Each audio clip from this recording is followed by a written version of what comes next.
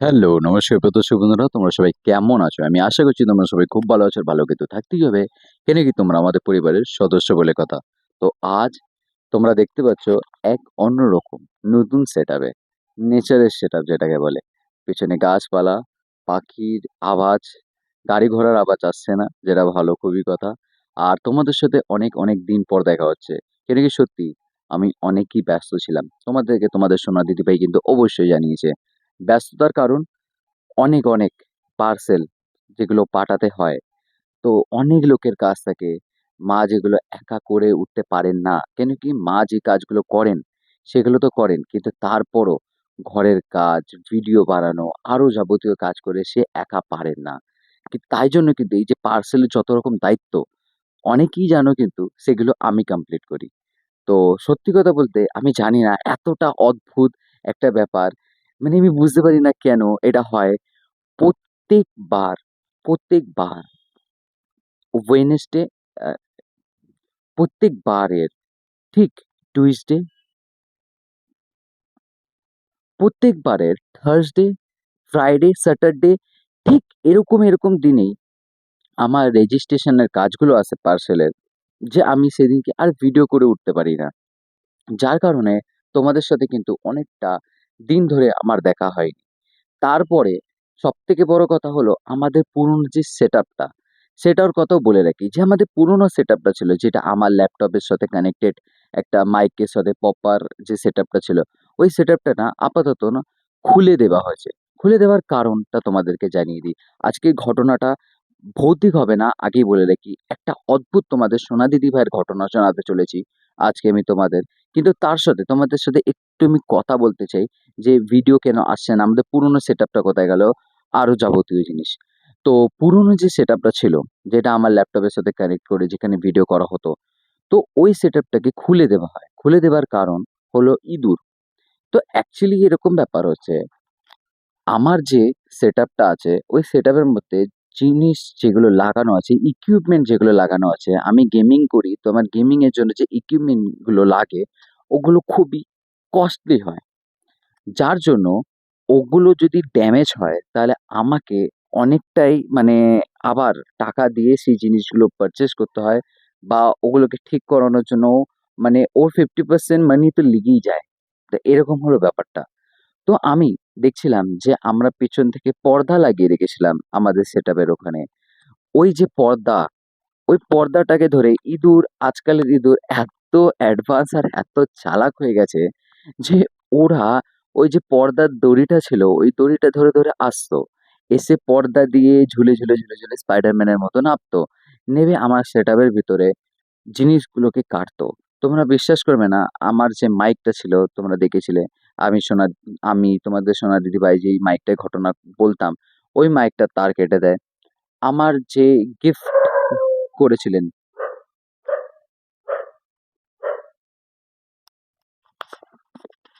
তো তোমরা কিন্তু আবারও দেখতে পারলে এই যে ভিডিওটা করতে, করতে তার মাঝখানে একটা কাট লাগলো। তো এই কাটটা লাগলো, বিশ্বাস করবে না তোমাদের সাথে ঘটনা আমি বলছি, ঘটনা রেকর্ড করছি। এই মুহূর্তেও একটা কিন্তু পার্সেল চলে আসলো। যে পার্সেলটা পিক করার জন্য আমাকে আবার ভিডিওটা বন্ধ করে ভিডিওটা রেকর্ড করতে হচ্ছে। তো যাই হোক, তো যেটা আমি তোমাদেরকে বলছিলাম, তো এরকমভাবে প্রত্যেকটা মানে ঠিক ফ্রাইডে, স্যাটারডে, ঠিক আছে? এই দিনগুলোতেই এত আমার পার্সেলের কাজ চলে আসে। পার্সেলগুলো ম্যানেজ করতে হয়, ওগুলোকে রেজিস্টার করতে হয়। বেশ খানিকক্ষণ টাইম লেগে যায়। যার জন্য কিন্তু তোমাদের সাথে অনেকটা দিন ধরে দেখা হচ্ছে না। তারপর ঘরে একটুখানি কাজবাজ চলছিল। যার জন্য প্রচন্ড, প্রচন্ড অসুবিধা হয়েছে। যার জন্য তোমাদেরকে অনেক, অনেক মিস করেছি। তোমাদের সাথে অনেকটা দিন দেখা হয়নি। আমি আশা করছি তোমরাও কিন্তু আমাকে অবশ্যই মিস করেছো। তো তোমরা কিন্তু দেখতে পারলে এই ঘটনাটা করতে, করতে আবারও একটা কাট। এই কার্ডটাও তোমাদেরকে কি বলবো? আমি ঘটনা করছি, তার মধ্যে চলে আসলো আমাদের পার্সেল নিতে। তাই জন্য আমাকে ভিডিওটা পজ করে পার্সেলগুলো যে আমাদের ডেলিভারি পার্টনার ছিল, তার হাতে তুলে দিতে হলো তাকে বুঝিয়ে, বুঝিয়ে। তো এই ছিল আবারও একটা মানে কাট। যাই হোক, এবার আমি তোমাদেরকে যেটা বলছিলাম, তো ওই সেটআপের উপরে যে জিনিসগুলো আছে ওগুলো খুবই কস্টলি, আর যেগুলোকে প্রত্যেকটা দিন, প্রত্যেকটা দিন ইঁদুরে কেটে দিচ্ছিলেন এসে, এসে। মানে ওই পর্দা থেকে আসতো, ওগুলোকে কেটে দিয়ে চলে যেত। তারপরে মাঝখানে দেখতে শুরু করলাম আমাদের ওয়াইফাইতে একটু প্রবলেম শুরু হলো। ওয়াইফাইতে প্রবলেম শুরু হলো, আমি তখনই বুঝতে পেরেছি যে এতে এই যে প্রবলেম হচ্ছে তার কারণ কিন্তু আমাদের এই ইঁদুর মাস্টারমশাই। দেখলাম ঠিক তাই হলো, যে ইঁদুরেই কিন্তু আমাদের যে ওয়াইফাই এর তারগুলো আছে ওগুলো জায়গায় কেটে রেখেছে। ঠিক আছে। তো এই যে কারণ ছিল, যার জন্য ওই সেটআপটাকে পুরো ওখান থেকে সরিয়ে দেওয়া হয়েছে। যার কারণে এখন কিন্তু ওইখানে ভিডিও শুট করা হচ্ছে না। কিন্তু খুবই তাড়াতাড়ি আবারও ওখানে ভিডিও শুট করা হবে। আমি অন্যরকমভাবে ব্যবস্থা করছি ওখানে নতুনভাবে সেটআপ করার জন্য, যেইটার থেকে মানে ইঁদুরও আসতে পারবে না। আর আমাদের সুন্দর করে আবারও সেম সেটআপে ঘটনা বলা যাবে। তো এই ছিল আমাদের পুরনো সেটআপটা কোথায় গেল, ওখানে কেন ভিডিও হচ্ছে না, আর কেন আমরা এরকম বিভিন্ন জায়গায় সেটআপ করে ঘটনা বলছি এখন। তো এইটা তো হয়ে গেল আমাদের সেটআপের জিনিস। আর এই জন্যই তোমাদের সাথে এতদিন দেখা হয়নি। অনেক ব্যস্ততা, পার্সেলের কাজ, ঘরের কাজ এইসবের চক্করে ভিডিও করা হচ্ছিল না। যার জন্য তোমাদের সাথে দেখা হয়নি। আরো অনেক প্রেশার ছিল। যাই হোক, এবার আমি তোমাদের ঘটনা দেখে যাই। কিন্তু ঘটনাটা শুরু করার আগে আরো একটা কথা। যদি এখনো অব্দি আমাদের এই ভিডিওটাকে যদি লাইক না করে থাকো, তাহলে লাইক করে দাও। যদি এখনো অব্দি আমাদের চ্যানেলটাকে সাবস্ক্রাইব না করে থাকো, তাহলে ভালোবেসে সাবস্ক্রাইব করে নিও। আর তোমাদের প্রিয় মানুষের সাথে কিন্তু অবশ্যই ঘটনাগুলোকে শেয়ার করে দিও। তো চলো এবার তাতে করে ঘটনাটা বলি। তো আজকে হলো 6th জুন। এই ঘটনাটা ঘটে হলো 3 জুনে, 3 তারিখে। মানে আজ থেকে 3 দিন আগে এই ঘটনাটা ঘটে। তো আমি এরকমই ঠিক দুপুরবেলায় বসে আমার গেমে আমি ওয়ার্ম আপ করছি। তো আমাদের যে ওয়ার্ম আপের শিডিউল থাকে ওটা মোটামুটি ০.৫ ঘন্টা ৪৫ মিনিটের শিডিউল হয় একটা। তো ওই টাইমে আমি মনোযোগ দিয়ে আমার যে এম প্র্যাকটিস, আরো যত যাবতীয় স্প্রে প্র্যাকটিস, স্ট্রেপিং, যারা গেমিং করো প্রফেশনাল লেভেলে তারা বুঝতে পারবে আমি কি বলতে চাইছি। তো আমি ওগুলোকে প্র্যাকটিস করছিলাম, আমার ওয়ার্ম আপ কমপ্লিট করছিলাম। তো ওর মধ্যে হট করে দেখলাম আমার মোবাইলে একটা মেল আসলো। একটা অদ্ভুত ধরনের একটা মেল। যে মেলটা দেখে আমার মাথা খারাপ হয়ে যায়। কিন্তু তার কিছুক্ষণ পরেই আমাদের একটা ম্যাচ ছিল। আমি ওয়ার্ম আপ কমপ্লিট করে ওই মেলটাকে দেখেও কিন্তু আমার হাতে সময় নেই সেই মেলটা রিপ্লাই করার জন্য। আমি ওই মেলটাকে ইগনোর করে সেই মুহূর্তের জন্য আমি চলে যাই আমাদের ওই ম্যাচটা কমপ্লিট করতে। ওই ম্যাচটায় গিয়ে আমি খুবই বাজে পারফরম্যান্স করি। একদমই ভালোভাবে খেলতে পারি না। ওই মেলটা দেখার কারণে। কেন কি আমার চিন্তা ঘুরছিল মাথায় বারবার করে। তো আমি ওর মধ্যে মাকেও ভুলে জানিয়াই। তো আমি ওর মধ্যেও কিন্তু মাকে জানিয়ে রাখি যে, "মা আমার কাছে এরকম একটা মেইল এসছে।" তো মা আমাকে হঠাৎ তখনই বলেন যে, "ও তুই চিন্তা করিস না। তুই যে কাজটা করছিস তো ভালো করে ম্যাচটা কমপ্লিট কর।" মা এই কথাটা বলল, আমি তখন ভাবলাম হয়তো মা আমার কথাটা ঠিক করে বুঝতে পারল না। আমি কি বলতে চাইলাম মাকে। মা এরকম অদ্ভুতভাবে বলল যে মানে কোনো ব্যাপারই নয়। কিন্তু সবসময় মানে আমি মনে করি যে জানো চেষ্টা করি আমি যে আমার মায়ের ৳১ থেকে ৳২ বেশি খরচা না হয় আমার ভুলের কারণে। যদি আমি সেই জিনিসটাকে সলভ করতে পারি তাহলে আমি কেন করব না? তো এই চেষ্টাটা আমার সবসময় থাকে। তো আমি তখন এই জিনিসটাই ভাবছিলাম যে মা এতটা ক্যাজুয়ালি নিচ্ছে, এটা ক্যাজুয়াল নেবার ব্যাপার নয়। এবার কি হয়েছিল সেটা তো তোমরা আগে জানতেই পারবে। তো ওই ম্যাচটা আমি কমপ্লিট করি। খুব বাজে পারফরম্যান্স এর সত্ত্বে ওই ম্যাচটা আমরা হেরে যাই। হেরে যাবার পর আমি গেম বন্ধ করে দিই। ঠিক আছে? আমি ওদেরকে বলি, "আমি আর খেলবো না এখন। আমার ভালো লাগছে না। আমি যাচ্ছি। আমার জায়গায় তোরা আমাদের সাবস্টিটিউট প্লেয়ারকে নিয়ে নে। আমরা সবসময় ৫ জন খেলি। তো ১ জন করে সাবস্টিটিউট থাকে। তো মানে একজন যদি না খেলতে পারে তাহলে সাবস্টিটিউট প্লেয়ার সেই জায়গাটাকে ফিল আপ করে দেয়।" তো আমি খেলবো না বলে চলে যাই। আমাদের সাবস্টিটিউট প্লেয়ার সেই জায়গায় এসে খেলতে শুরু করেন। তো আমি সঙ্গে পুরো ল্যাপটপও বন্ধ করি না, পুরো সেটআপও বন্ধ করি না। শুধু গেমটাকে ক্লোজ করে দিয়ে আমি মেলটা নিয়ে বসে যাই দেখতে। তো এবার যেই মেলটা আসে আমার কাছে, সেই মেলটা কোথা থেকে আসে আমি কোম্পানিটির নাম বলব না। কেন কি সেটা আ আমি মনে হয় না কোম্পানির নামটাকে বলে কোম্পানিকে ডিফেম করা বা কোম্পানির বদনাম করার কোনো দরকার আছে। কেন কি? কেন কি সেই কোম্পানির সাথে আমার কথা হয়েছে। আর তারা কিন্তু সবকিছু সলভ করে দিয়েছে ভালোভাবে। আর এটা কোম্পানির কোনো ভুল ছিল না। তো obviously কোম্পানিকে ডিফেম দিয়ে কোনো লাভ নেই। তো ওই যখন মেলটা আমি দেখি, তো এই মেলটায় আসে যে আপনি একটা জিনিস পারচেজ করেছিলেন। তো হ্যাঁ, আমি জিনিস পারচেজ করেছিলাম সেটা হলো আমি একটা গেমিং চেয়ার বলতে পারো, ঠিক আছে?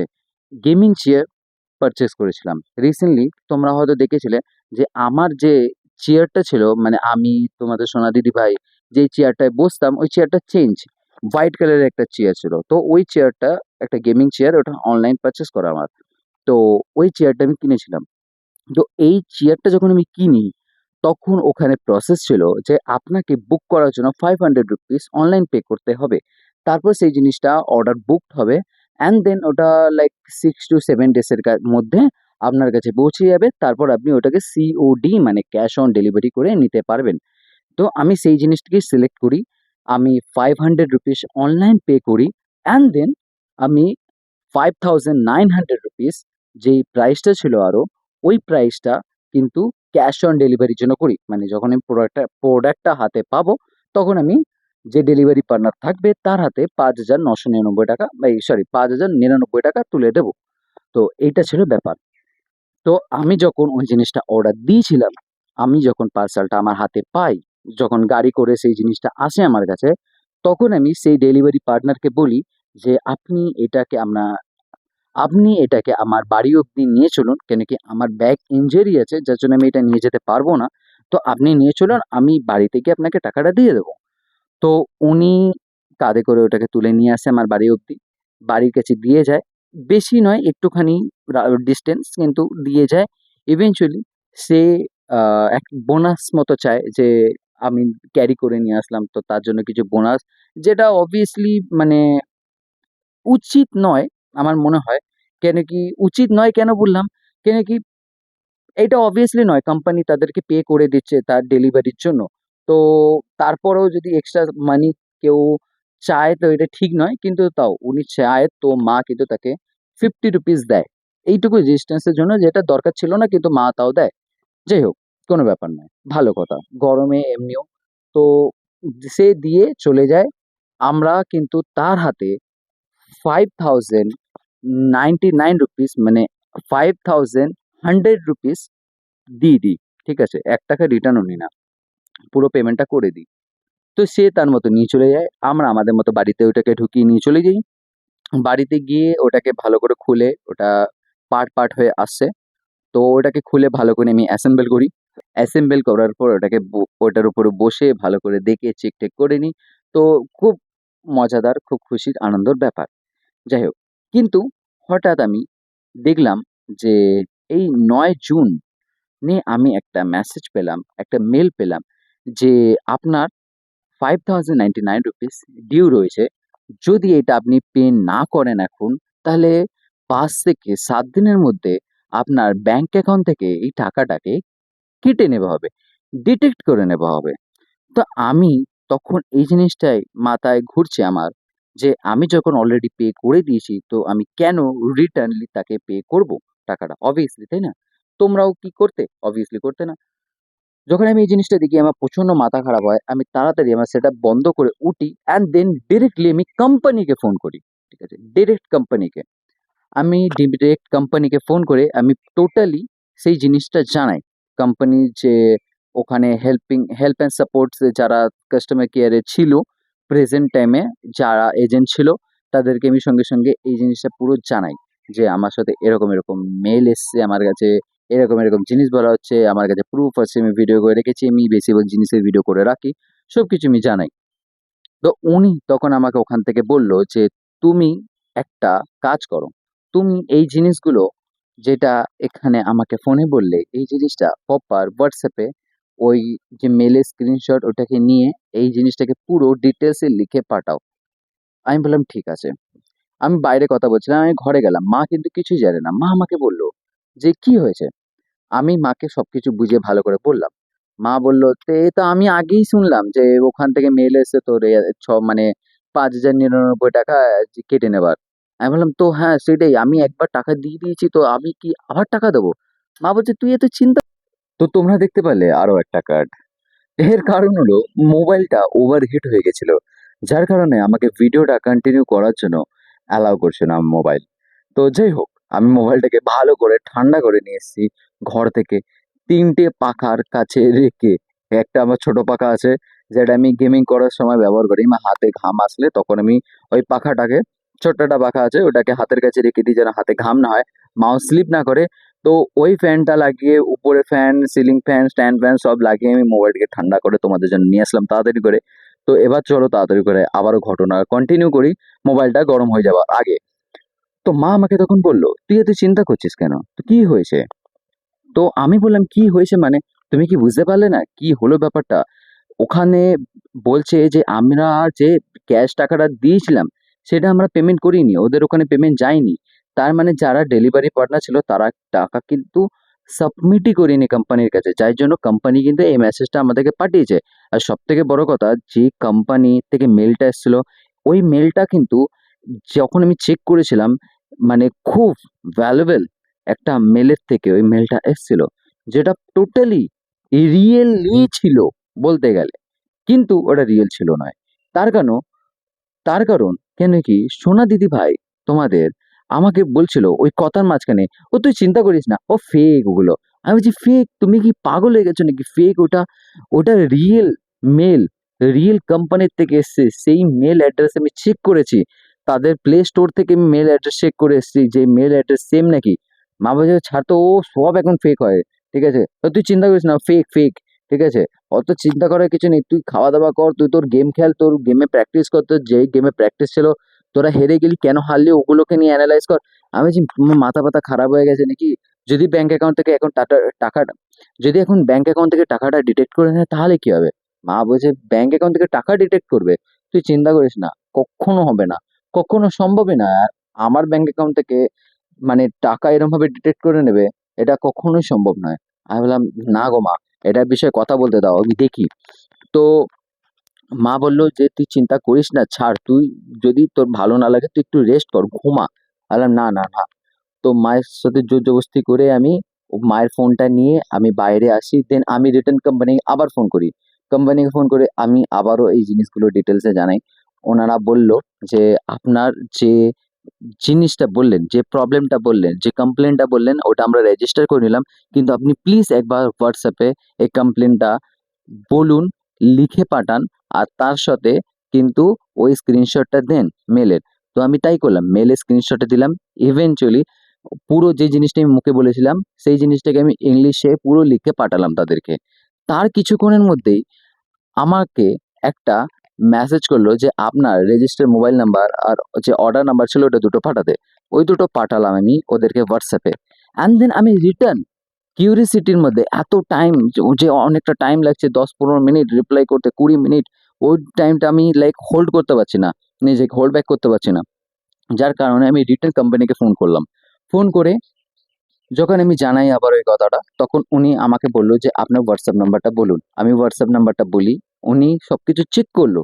সবকিছু চেক করার পর উনি আমাকে হঠাৎ বলেন যে স্যার, আপনার চিন্তা করার কোনো দরকার নেই, আপনার সাইড থেকে কোনো রকম পেন্ডিং নেই, পেমেন্ট কোনো রকম পেন্ডিং নেই, কোনো রকম পেমেন্ট ডিউ নেই। আর আপনার কাছে যে মেলটা এসছে এই মেলটা টোটালি ফেক, এটাকে ইগনোর করে দিন। কেন কি আমাদের সিস্টেম থেকে আপনাকে এরকম কোনো ধরনেরই মেল পাঠানো হয়নি। কেন কি আপনাকে যদি কোনো রকম মেল পাঠানো হতো, কেন কি আমি ওনাদেরকে কোশ্চেন করেছিলাম যে তাহলে এই মেলটা আপনাদের কোম্পানির থেকে টাই আপ হয়ে এই মেলের থ্রুতে, মানে যে পেমেন্ট মেলটা ছিল, ঠিক আছে, মানে যেখান থেকে পেমেন্ট করেছিলাম ওদেরই কোম্পানির, মানে খুবই জড়ানোর পেছনের ব্যাপার বলতে গেলে, একটা টাই আপ ভাবে মেলটা এসেছিল। তো আমি জিজ্ঞাসা করলাম যে এটা কিভাবে সম্ভব। তো তখন তারা এটা ভালো করে বুঝিয়ে বললেন আমাকে যে এটা টোটালি একটা ফেক মেল আপনাকে পাঠানো হয়েছিল, যেটা আমাদের সিস্টেমে পর্যন্ত অ্যাভেলেবেল নেই যে এরকম কোনো মেল আপনাকে পাঠানো হয়েছিলেন। আর সব থেকে বড় কথা, এই মেলটা আপনাকে তখনই পাঠানো হবে যখন আপনার কোনো রকম পেমেন্ট ডিউ বা পেন্ডিং থাকবে। কিন্তু আপনার কোনো পেমেন্ট না ডিউ আছে না কোনো রকম পেন্ডিং আছে, আমাদের সিস্টেম থেকে আপনার পুরো পেমেন্ট ক্লিন দেখাচ্ছে, পুরো পেমেন্ট বাগেরা সব কিছু কমপ্লিট দেখাচ্ছে। তো আপনাকে এই মেলটা পাঠানোর কোনো রকম ব্যাপারই নয়। তখন আমি তাড়াতাড়ি করে, যখন আমি এই কথাটা শুনি, তখন আমি খুব হ্যাপি হয়ে যাই। আর সঙ্গে সঙ্গে আমি ঘরে যেতে যেতে লাফালাফি ঘরেই যাচ্ছিলাম মাকে বলতে।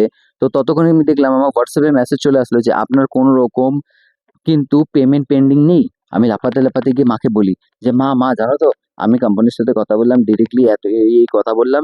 সবকিছু বলার পর কোম্পানির থেকে বললো যে আপনার এই যে মেলটা ছিল এটা টোটালি ফেক, পেন্ডিং, কোনো ব্যাপার নেই। মানে যত যাবতীয় জিনিস ছিল ওটা মাকে বুঝিয়ে বললাম। মা তখন আমাকে বলছে, কি বললাম তোকে আমি? তোকে বলেছিলাম তো এই যে মেল গুলো এসছে এগুলো সব ফেক, তুই চিন্তা করিস না। আমি তখন বললাম হ্যাঁ সত্যি তো, তুমি বলেছিলে, আমি বেকার বেকার চিন্তা করছিলাম। কিন্তু কি সত্যি কথা, চিন্তার একটা ব্যাপার চলে আসে। কেন কি আমি জানি যে যদি ওই জিনিসটাকে আমি সলভ করতে পারি, আমি জানি আমি সলভ করতে পারবো, তারপরেও যদি আমি হাতের উপর হাত রেখে বসে থাকি এটা ফেক ভেবে, তারপর যদি আমার মায়ের অ্যাকাউন্ট থেকে 5,000 টাকা তুলে নেয়, তাহলে তো সেটা অনেক বড় ব্যাপার না? 5,000 টাকা কামাতে অনেক কষ্ট করতে হয়, ঠিক আছে? আর আমার মা কতটা কষ্ট করে সেটা তো আমি নিজের চোখে দেখতে পারি। তো ওই জন্য অবশ্যই আমি সবসময় চেষ্টা করছিলাম যে যেন ওই টাকাটা ব্যাংক অ্যাকাউন্ট থেকে কেটে না নেয়। হ্যাঁ, যদি কেটেও নিত তাহলে আমি ঠিক তার ডাবল কোম্পানির থেকে রিটার্ন নিয়ে আসতাম ফর শিওর, এটা আমি বলতে পারি। কিন্তু তাও কেটে নেবা মানে মায়ের মাথায় একটা চিন্তা বেড়ে যাবে, বাবার মাথায় একটা চিন্তা বেড়ে যাবে, ব্যাংক অ্যাকাউন্ট থেকে হট করে টাকা কেটে নিল।